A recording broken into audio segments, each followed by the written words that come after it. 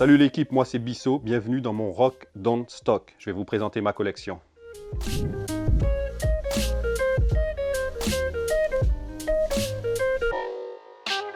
Bon ben bienvenue le site de la sneakers, vous êtes chez Bissot, @bissot97120 sur Instagram. Donc en gros, vous êtes chez moi, vous avez ma collection, j'ai entre 300 et 400 paires, plus près de 400.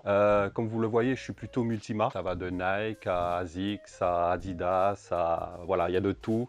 Il y a du Kangaroo, il y a du Mizuno. Voilà, bienvenue chez moi. Allez, reste là, toi. Ah merde, le morceau qui s'en va, quoi. Tu l'as porté, celle-là? Ah oui, j'ai porté, ouais. Hier, je la portais, ouais, Ah ouais, par exemple. elle est Ouais. quali, hein. Elle est cool, hein. Franchement, la qualité. Ouais, c'est... Mais moi, je porte, hein.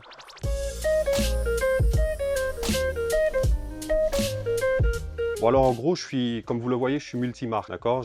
Comme je vous l'ai dit tout à l'heure, j'ai entre 300 et 400 paires, mais j'ai quand même une petite préférence pour Asics et Nike. Ce sont deux marques qui m'ont marqué, qui ont bercé je dirais pas mon enfance, mais mon adolescence tout au long de mon parcours. Donc j'ai pas mal de Asics et pas mal de Nike.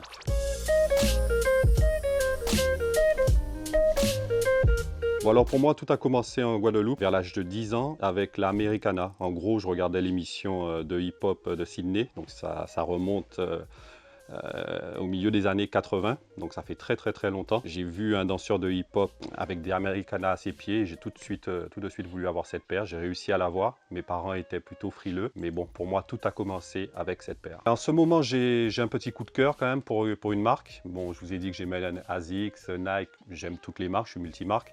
Mais il y a une marque qui m'a interpellé depuis l'année dernière, 2018, c'est la marque Mizuno. Je vous présente une petite paire franchement qui m'a marqué parce qu'en termes de qualité, en termes de finition, pour moi c'est vraiment pas mal. Donc c'est la Wave Runner One 24 Kilates. Voilà, vous voyez par vous-même le produit, il est vraiment qualitatif. Pour moi, sous-estimé quoi. Mais bon, c'est Mizuno quoi, il n'y a pas de hype.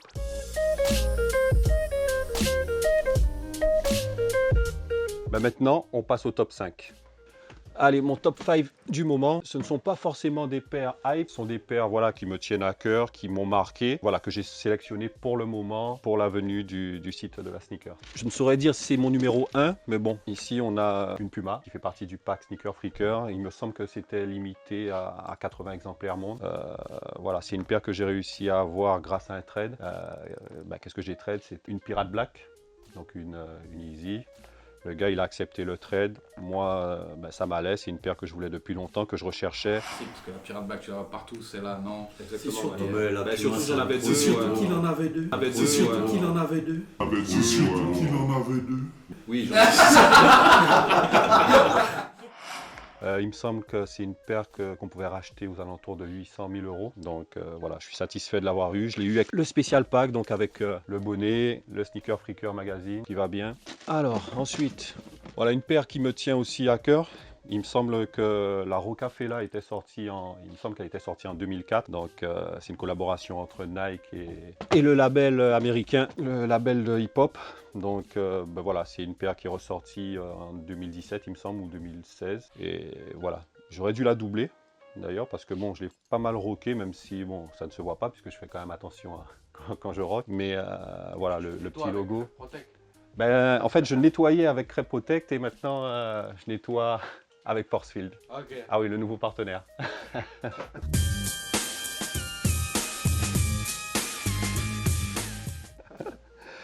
Alors ensuite, hop là. Alors pareil, une paire, hop là.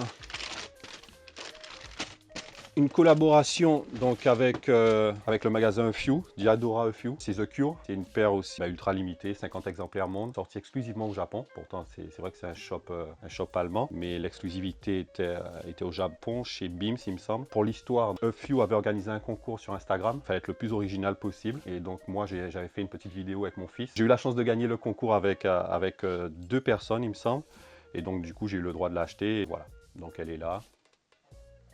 On voit la qualité, le cuir, le suède, enfin c'est vraiment de la super cam. Et pareil, moi je rock quoi, hein. Pour l'histoire, oui, quand certaines personnes sur Instagram ont vu que je l'avais gagné, j'ai eu des propositions à 2000 € pour cette paire, mais que j'ai refusé. Voilà.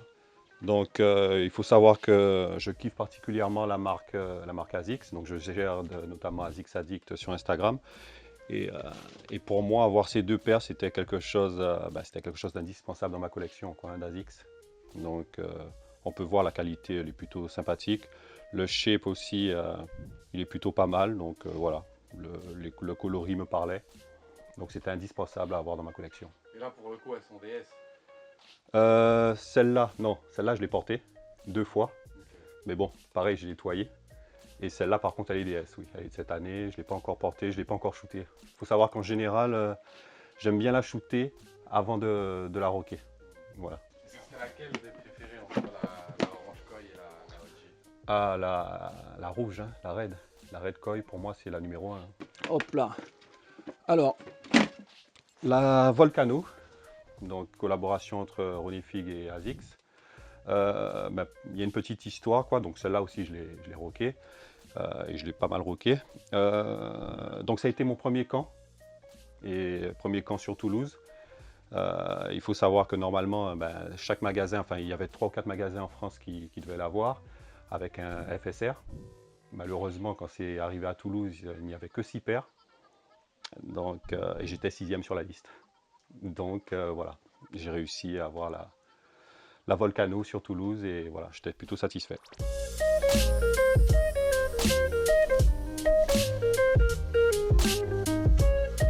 Bon, en gros, moi j'ai commencé sur Instagram comme tout le monde, en mettant des photos de bouffe, des photos de chaussures. Au bout d'un moment, en commençant à accumuler des paires, je me suis dit tiens, je vais essayer de faire de jolies photos. Au début, j'ai commencé à l'iPad, et ensuite j'ai essayé de faire de plus jolies photos grâce à des potes qui avaient de bons appareils photo. Même moi, je m'y suis mis. Donc du coup, Instagram, pour moi, ça a déclenché pas mal de choses à partir du moment où j'ai fait de jolies photos. En gros, comment est-ce que c'est parti? J'ai commencé, comme je l'ai dit, à faire de jolies photos, enfin qui me semblaient jolies en tout cas. Ça a commencé à liker, et un jour, quelqu'un est venu me contacter, m'a dit bon écoute, je t'envoie une paire, est-ce que tu peux me faire une photo?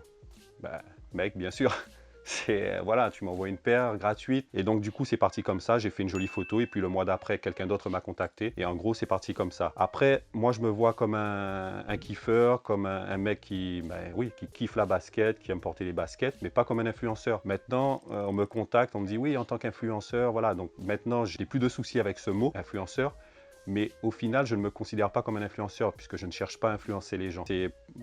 Pour moi, c'est tellement naturel, c'est-à-dire que je kiffe, donc je fais de jolies photos, mais le fait d'influencer les gens, c'est vraiment pas mon truc, quoi, hein. C'est-à-dire que si j'aime pas une paire, je refuse. Enfin, je fais quand même des efforts de temps en temps, parce qu'il y a des choses que je n'aime pas forcément, donc je fais l'effort, mais quand je n'aime pas, je dis non, et voilà, quoi, hein. On n'est pas là non plus pour chercher à influencer les gens sur des choses qu'on ne trouve pas spécialement jolies. Donc voilà. Après, concernant le seeding, je reçois énormément de choses, et c'est vrai qu'Instagram a été pour moi quelque chose de positif à ce niveau-là. Beaucoup de jeunes me contactent par MP en me disant ouais, je veux faire comme toi, je veux recevoir des choses, qu'est-ce qu'il faut faire? Je n'ai pas de recette en fait, hein. En gros, moi c'est venu comme ça par hasard. Donc quand ils ont 15-16 ans, je leur dis déjà travailler à l'école, et après on verra. L'essentiel c'est de tout faire avec passion, puis après le reste viendra ou ne viendra pas. Mais bon, à partir du moment où on kiffe quelque chose, qu'on ait du seeding ou pas, on s'en fout, quoi. L'important c'est de profiter, de se faire plaisir avant tout.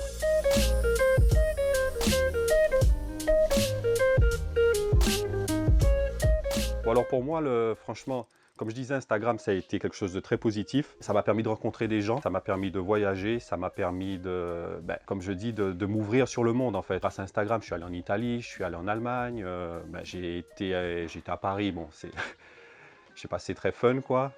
Vive l'OM. Oui, j'avoue, j'étais à la soirée du PSG, elle est là, ils m'ont filé un t-shirt que j'ai donné à Joya, big up Joya. Bon, alors à tous les haters d'Instagram qui pensaient que j'avais changé de nom, le t-shirt que j'ai fait, il était pour Julia, c'est son anniversaire. C'est un mytho, il a pris du... Regardez, il a pris du XL. Parce qu'il faut des XL. grandes tailles, il faut des grandes tailles. Par la même occasion. Non, je ne l'ai pas mise. Ah non, j'ai fait les photos paire en main. Et là, j'avoue que la paire, elle est quelque part par là. Mais il faut que je la mette en vente. Donc si ça intéresse quelqu'un, MP, la paire, la PSG, là, en taille 12. Comme je disais, oui, ça m'a permis de faire énormément de choses. Déjà rencontrer le site de la sneakers, de rencontrer énormément de monde, quoi, hein. Et après, pour moi, c'est un plaisir. J'adore communiquer, donc ça a été que du positif. L'Animal 95, ça faisait 1 an que je la cherchais. Je discutais avec Koji sur Instagram. Et je lui dis, putain, parce que je parle, franchement, on s'entend bien. Et je discutais avec lui, je lui dis l'animal, j'aurais trop aimé la voir, je galère, je la trouve pas à ma taille. Et comme ça, je lui dis, t'en as pas une derrière en stock? Et il me dit, j'en ai quelques-unes, je vais voir. Et un jour après, il m'envoie un message, ouais, je l'ai. Et du coup, il me l'a fait au retail et tout.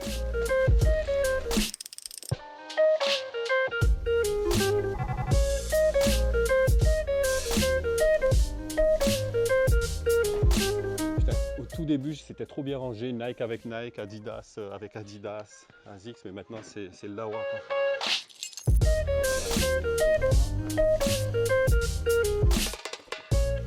Et pareil, j'ai rocké tout ça. Bon, je l'ai mis qu'une fois, mais bon.